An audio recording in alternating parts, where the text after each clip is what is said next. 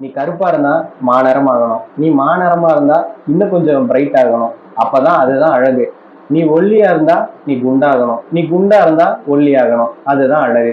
இதெல்லாம் எவனோ ஒருத்தன் சொல்லி அதை நம்ம நம்பவும் வச்சுட்டான். இதெல்லாம் இப்படி எல்லாம் இருந்தாதான் அழகு. இதோ நீ இப்படி மாறணுமா, இதை சாப்பிடு, நீ இப்படி மாறணுமா, இந்த இந்த கிரீமை பூசிக்கோ, இந்த இந்த பேஸ்ட்டை தடவிக்கோ, இந்த சோப்புல குழி அப்படின்னு சொல்லி அவனுடைய சுயலாபத்துக்காக நம்மளை இன்ஃப்ளூயன்ஸ் பண்ணி நீ வந்து இப்படி மாறுன்னு இதுதான் அழகு அப்படின்னு சொல்லி நம்மளை நம்ப வச்சுட்டானுங்க. உதாரணத்துக்கு இப்ப லவ்லி அப்படின்னு சொல்லி ஒரு கிரீம் வித்துக்கிட்டு இருக்கான். நான் எந்த கிரீமை சொல்றேன் அப்படின்னு சொல்லி உங்க எல்லாருக்குமே வந்து தெரியும். அந்த கிரீமுக்கு நான் சின்ன வயசுல இருக்கும் போதுல இருந்து ஆடு போட்டுக்கிட்டு இருக்கான்.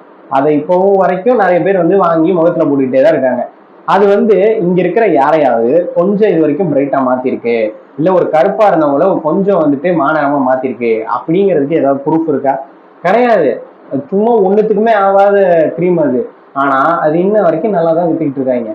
அதுக்கு போடுற ஆடெல்லாம் பாத்தீங்கன்னா, சே பாரு என் ஸ்கின் எப்படி இருக்கு, நான் கொஞ்சம் டார்க்கா இருக்கேன், இதே நான் வந்துட்டு கொஞ்சம் இதா போட்டேன்னா கொஞ்சம் ஒயிட்டா இருப்பேன்ல அப்படின்னு சொல்லி அவங்களே வந்துட்டு சேடா ஃபீல் பண்ணி அந்த ஒயிட்டா இருக்கிறது தான் வந்துட்டு கான்ஃபிடென்ஸு அப்படிங்கிற மாதிரி காட்டி அவங்கள வந்துட்டு இந்த கிரீம் வந்து வாங்கி போட வைக்கிற மாதிரி ஆட் எடுத்து போடுவாங்க. இங்க இருக்கிறவங்களும் ஓ அப்ப அதுதான் அழகு, அப்படியானா நம்மளுக்கும் அது ஒரு கான்பிடன்ஸை தரும் போல அப்படின்னு நம்பி அந்த கிரீமை வாங்கி போட ஆரம்பிச்சவங்க தான் நிறைய பேர்.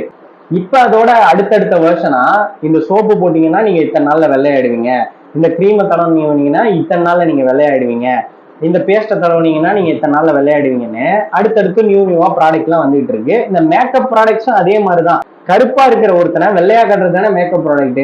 அப்படி ஒரு ½ இல்ல வந்து எங்கேயாவது பப்ளிக்ல நீ போறேன்னா ஓ ஸ்கின் டோன்லயே போறதுக்கு பதிலா நீ வந்து ஒரு மேக்கப் போட்டு இது போட்டா போற, நீ இன்னும் கொஞ்சம் பிரைட்டா தெரியணும்னு விரும்புற அப்படின்னு சொல்லி நீ அதை யூஸ் பண்றனா அப்ப அதுதான் அழகுன்னு நினைக்கிறியா நீ? அப்போ உன் ஸ்கின் டோன் வந்து அழகு இல்லையா? இதுக்கெல்லாம் நான் உங்களை வந்து குத்தம் சொல்லவே மாட்டேன். எவனோ ஒருத்தன் வந்து இப்படி வந்து இருந்தாதான் அழகு, இது போட்டா நீ வந்து இன்னும் அழகா தெரியும், அது என்னடா இன்னும் அழகா, அது என்ன ஒரு படி வந்து இன்னும் அழகா அப்படிங்கிற அந்த இன்னும்ங்கிறதுக்கு அர்த்தம் என்ன அப்படின்னு சொல்லி எனக்கு வந்து புரியல. அதை வச்சுதான் இங்க பேர் நிறைய பேர் அவங்களோட சுயலாபத்துக்காக நிறைய ப்ராடக்ட்ஸ் வந்து வித்துக்கிட்டு இருக்காங்க. அதுல நிறைய வந்து கெமிக்கல்ஸ் இருக்கு, இது இருக்கு, அதெல்லாம் நம்ம வந்து அப்புறம் பேசிக்கலாம். இப்ப தமிழ் சினிமால எத்தனை டார்க் ஸ்கின்னா இருக்கிற ஹீரோயின்ஸ் இருக்காங்க அப்படின்னு விரல் விட்டு எண்ணி பாக்குற லெவலுக்காக இருக்காங்களா? உங்களுக்கு தெரிஞ்ச எத்தனை பேர் இருக்காங்க? எனக்கு தெரிஞ்ச ஐஸ்வர்யா ராஜேஷ் மட்டும்தான் கொஞ்சம் ஒரு பெரிய ஹீரோயினா இருக்காங்க. அதை தவிர்த்து வேற யாருமே எனக்கு வந்து இப்போதைக்கு மைண்டுக்கு வரல. சப்போர்ட்டிங் ஆக்டர்ஸ் நிறைய பேர் இருக்காங்க. ஆனா அவங்க வந்துட்டு எவ்வளவுதான் நல்லா அந்த சப்போர்ட்டிங் ரோல்ல படம் முழுக்க டிராவல் பண்ணி இல்ல மூவியோ ஏதோ டிராவல் பண்ணி நடிச்சாலுமே கூட அவங்கள வந்து ஒரு மெயின் லீடா போட்டு படம் எடுக்க இங்க யாருமே ரெடியா இல்லை. அப்படியே அந்த ரோலுக்கு வந்து ஒரு டார்க் ஸ்கின்னா இருக்கிற கேர்ள் தான் தேவைப்படுது அப்படிங்கும் போது கூட இந்த சப்போர்ட்டிங் ஆக்டர்ஸ் எல்லாம் இப்படி இருக்கிறவங்க இருக்கும் போது கூட அவங்க கன்சிடர் பண்ண மாட்டேங்கிறாங்க. நான் நல்லா நடிக்கிறவங்கள தானே நடிக்க வைக்க முடியும், நான் போய் திடீர்னு வந்து தேடி புடிச்சிட்டு வர முடியாதுல்ல அப்படின்லாம் வந்து கேட்டா இந்த மாதிரி வந்து பதில் சொல்லுவாங்க. உங்க படத்திலேயே ஒரு டார்க் ஸ்கின்னா இருக்கிறவங்க சப்போர்ட்டிங் ரோல்ல எல்லாம் நல்லா பண்ணியிருப்பாங்க. ஆனா அடுத்த படத்துக்கு ஒரு டார்க் ஸ்கின்னா இருக்கிற கேர்ள் தேவைப்படுது அப்படிங்கும் போது சரி அந்த படத்துல சப்போர்ட்டிங் ரோல் பண்ணாங்கல்ல, நல்லா பண்ணியிருந்தாங்கல்ல, அவங்கள தூக்கி இந்த படத்துல நடிக்க வைக்கலாம்.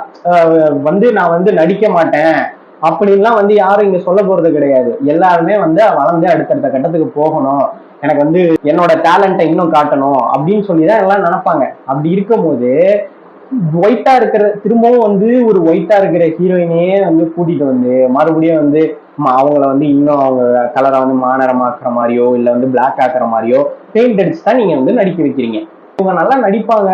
ஸோ வேற யாரையும் திடீர்னு வந்து இந்த ரோல் நல்லா பண்ணலன்னா வேற யாரையும் திடீர்னு தேடி போக முடியாது அப்படிங்கிற இது வந்து ஓகே தான். பெரிய ப்ரொடக்ஷன் கம்பெனியும் இல்ல வந்துட்டு ஒரு நல்ல ஒரு பெரிய ஆக்டரும் இருந்தாங்கன்னா கண்டிப்பா வந்து டைம் எடுத்து ஆடிஷன் வச்சு நியூவா ஒரு ஃபேஸை வந்துட்டு இன்ட்ரடியூஸ் பண்ணலாம். இல்லைன்னா நான் சொல்றேன்ல, சப்போர்ட்டிங் ரோல் பண்றவங்களே நிறைய பேர் ரொம்ப நல்லா நடிக்கிறவங்க இருக்காங்க, அவங்களே வந்துட்டு மெயின் லீடா வந்து நடிக்க வைக்கலாம். ஆனா அப்படிலாம் பண்ண மாட்டாங்க.